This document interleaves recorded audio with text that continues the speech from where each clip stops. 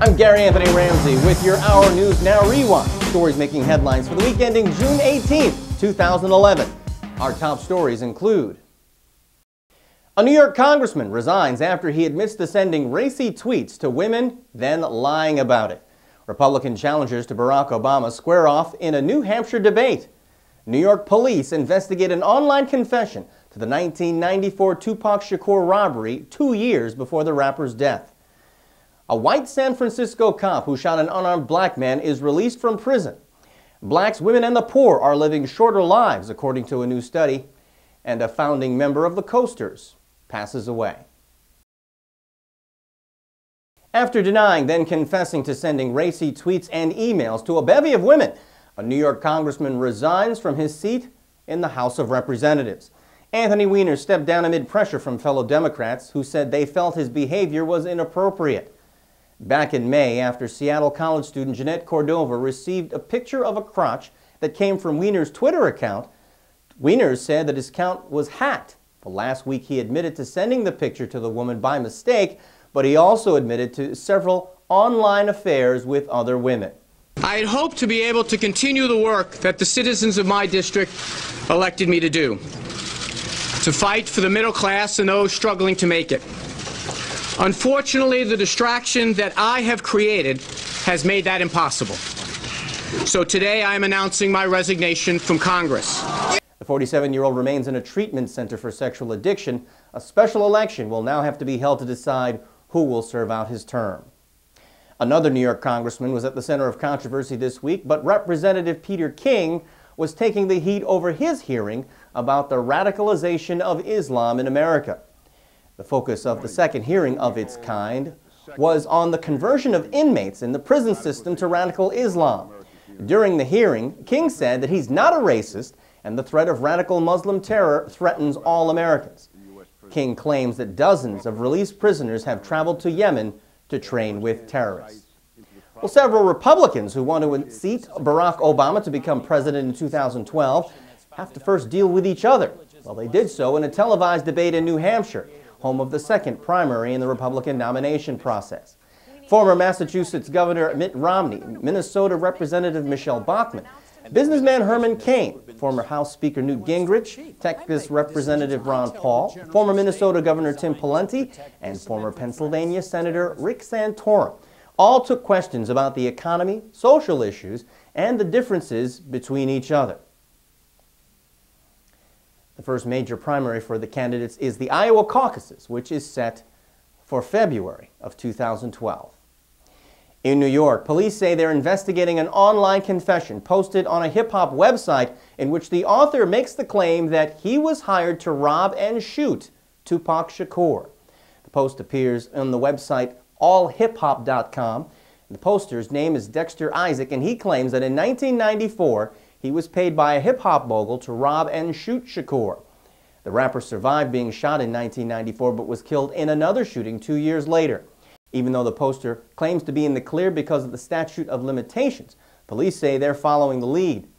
Isaac is currently serving a life sentence and is being held in a Brooklyn detention center. In Georgia, a Nigerian woman is convicted of enslaving 2 women who worked for her as nannies. Prosecutors say the pair came to the U.S. with promises of better opportunities, only to be beaten into working for no pay for months. 41-year-old Bidemi Bello was convicted of 8 federal counts, including 2 counts of forced labor and 2 counts of trafficking forced labor. Prosecutors say that Bello recruited the women in Nigeria, then brought them to the U.S. to work at her home in an Atlanta suburb. Prosecutors say she forced the women to work long hours, fed them little, and forced the pair to sleep on the floor of the house, even though the residence had multiple bedrooms. Her sentencing is set for August. Fighting for justice for us, justice for us. In Oakland, protests as the white transit cop who shot and killed an unarmed black passenger is set free after serving only 11 months behind bars. Crowds gathered near the BART station where the shooting took place on January 1st of 2009. Johannes Mezerly was convicted of involuntary manslaughter in the death of Oscar Grant but was acquitted of murder charges. Grant was on the floor of the BART train station when Mezerly pulled out his weapon and fired. He would tell jurors that he thought he was pulling out his stun taser. Meserly was sentenced to 2 years in prison, but was given an early release for time served. In Las Vegas, an historic vote as the Southern Baptist Convention votes an African American to the vice president's office for the first time. Reverend Fred Luter Jr. was chosen to serve as the group's #2 officer. The 51-year-old is head pastor at the SBS Church in New Orleans. The move is seen as one that will help revive dwindling membership numbers. Current President Bryant Wright was re-elected but is expected to step down next June, positioning Luter to become the SBC's first black president. In New York, during Flag Day celebrations, a 9/11 worker says that he's still in the fight with the government over payouts related to his 9/11 disabilities. Marvin Bethea was one of several first responders who were being cut out of benefits because of a technicality. He and 3 other paramedics worked for a private company subcontracted by the city of New York. And since they were not employees at the time of the attacks, the Justice Department says they don't qualify for benefits. And I was diagnosed with post-traumatic stress disorder, sinusitis, major depression, asthma, as well as the World Trade Center call. I went from taking 2 medicines a day to now I currently take anywhere from 13 to 15 medicines. The Justice Department has had no comment about Bethea's case. In your Our News Now World Wrap, Al-Qaeda has a new leader. U.S. officials confirm they believe that the man who was trained to be a doctor will be the new face of death and destruction. Ayman al-Zawahiri will move to the #1 position of the terrorist network a month after the death of Osama bin Laden. Bin Laden was killed by U.S. Navy SEALs in a raid in Pakistan last month. Al-Zawahiri is believed to have planned the bombing of the U.S. embassies in Africa in 1998. He still has a $25 million price tag on his head and is believed to be hiding also in Pakistan. In the Sudan, a settlement over a small but important border town, but more fighting still looms over the soon-to-be 2 countries.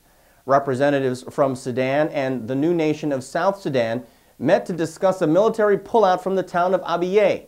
The border town was stormed by northern Sudanese troops 2 weeks ago, forcing more than 500,000 people to flee. The UN has urged a pullout. The Secretary of State Hillary Clinton helped broker a deal in which the Sudan says it will pull out its troops from the oil-rich region and allow UN troops to take their place. Meanwhile, troops from the north and south continue to fight along other sections of the new border created by a vote to split the Sudan in 2.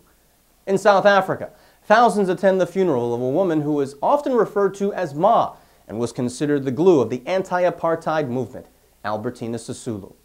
Mrs. Sisulu was buried in Soweto where she grew up. She was married to Walter Sisulu, the man who brought Nelson Mandela into the ANC, or African National Congress. While both men were imprisoned on Robben Island, Mrs. Sisulu continued to organize protests and administer many of the functions of the then outlawed political group.